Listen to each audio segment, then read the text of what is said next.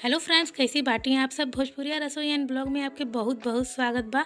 तो फ्रेंड्स, आज हम आपके रक्षा दीदी की रेसिपी शेयर करी जात बाटी, उहो भोजपुरिया अंदाज में। तो आज की रेसिपी बहुत ही खास होखे वाला बा। तो फ्रेंड्स, वीडियो के पूरा देखब। रक्षा दीदी के 7 मिलियन से भी ज़्यादा फॉलोअर्स बाटे। रक्षा दीदी बहुत ही अच्छा कुकिंग करेनी। तो हम सोचली हैं काहे न रक्षा दीदी के कुकिंग के वीडियो हम भोजपुरिया अंदाज में आप लोगों के साथ शेयर करी। तो चलिए फटाफट से आज की रेसिपी स्टार्ट कइल जा। और अगर रक्षा दीदी हमार वीडियो देखत बाटी तो आपसे रिक्वेस्ट बा कि ये वीडियो के आप पूरा जरूर देखब। तो फ्रेंड्स, इतना कड़कती ठंड में गर्मा गर्म भूजल चना घर पे मिल जाए तो बात ही बन जाए। तो फ्रेंड्स, आज हम चना भूजे के सबसे इजी तरीका आप सबके साथे शेयर करे जात बाटी। तो आप भी ये तरीका से घर पे ढेर सारा चना भूज सकेनी। तो एकरे खातिर फ्रेंड्स, हम यहाँ पर 1 कटोरी नमक ले बाटी, आप देख सकेली। चना भुनले के बाद फ्रेंड्स, आपके नमक बिल्कुल भी वेस्ट ना जाए। आप एक कोनो भी डब्बा में रख सकेनी और जब भी आपके भुजा खाए के दिल करे तो आप एकर यूज कर सकेनी, या फिर आप एकर यूज केक बनौला में भी कर सकेली। तो आप जैसे चाहे तैसे नमक के यूज कर सकेली। तो बिल्कुल भी आपके नमक वेस्ट ना जाए वाला बा। तो फ्रेंड्स, यहाँ पर हम कढ़ाई रख दिल बाटी गरम होके खाती। गैस के फ्लेम हाई कैले बाटी और कढ़ाई हम मोटा तला के ले बाटी। तो जब भी आपके कढ़ाई लेवे का मोटा तला के लेवे का। एकरे बाद फ्रेंड्स, हमने के एमन नमक डाल के चला के एके गरम करे के है। तो नमक जब बढ़िया से हीट हो जाए तब हमने के चना एमन डाले के है। तो ये देखिए नमक भी अच्छी तरीका से हीट हो चुकल बा। तो अब हमने के एमन चना डाले के है।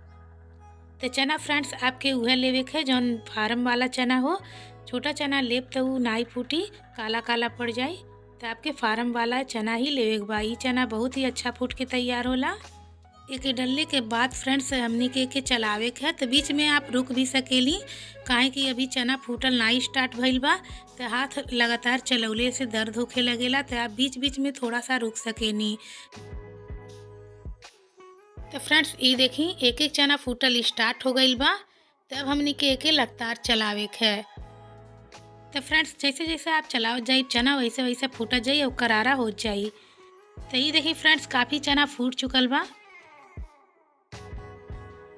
तो ये देखी कितना अच्छा हमनी के चना भुन के तैयार हो चुकल बा और एक एक चना कितना अच्छा से फूट गईल बा। तब हमनी के तरीका से पलटा से झाड़ के निकाल देवे के है। तो फ्रेंड्स, आप देखनी कि भुजले में बिल्कुल भी टाइम नहीं लगल है। फटाफट से ही चना भूज के तैयार हो गई है। तो आप भी ढेर सारा चना ठंडी के मौसम में भूज के कर मज़ा ले सकेनी। ठंडी में अक्सर भूजा या चना के भूजा खाए के मन करेला। तो आप ये तरीका से भूज के कंटेनर में रख के भी एक महीनों तक खा सकेनी। तो कैसन लगल आज की रेसिपी। अगर अच्छा लगल हो तो हमारे चैनल भोजपुरिया रसोई एंड ब्लॉग के आप लोग जरूर सब्सक्राइब कर ले, बेल आइकन के प्रेस कर ले, ताकि कोनो भी वीडियो हम अपलोड करी तो का नोटिफिकेशन आपके पास सबसे पहले पहुँचे। और रक्षा दीदी आपसे हमार बात करे के सपना रहे, लेकिन सब कहल ना कि रक्षा दीदी छोटा क्रिएटर से बात नहीं करेली, बड़ा क्रिएटर से बात करेली। और रक्षा दीदी ये वीडियो हम आपके चैनल से ले बाटी। तो अगर हम गलती कैले बाटी तो एकरे खातिर हम सॉरी बोलत है। और भोजपुरिया रसोई के अपन कीमती समय देवे खातिर आपके बहुत बहुत धन्यवाद। तो फ्रेंड्स, फिर मिलल जाई अगली वीडियो में कोनो नई रेसिपी के साथ। तब तक के लिए बाय बाय, टेक केयर।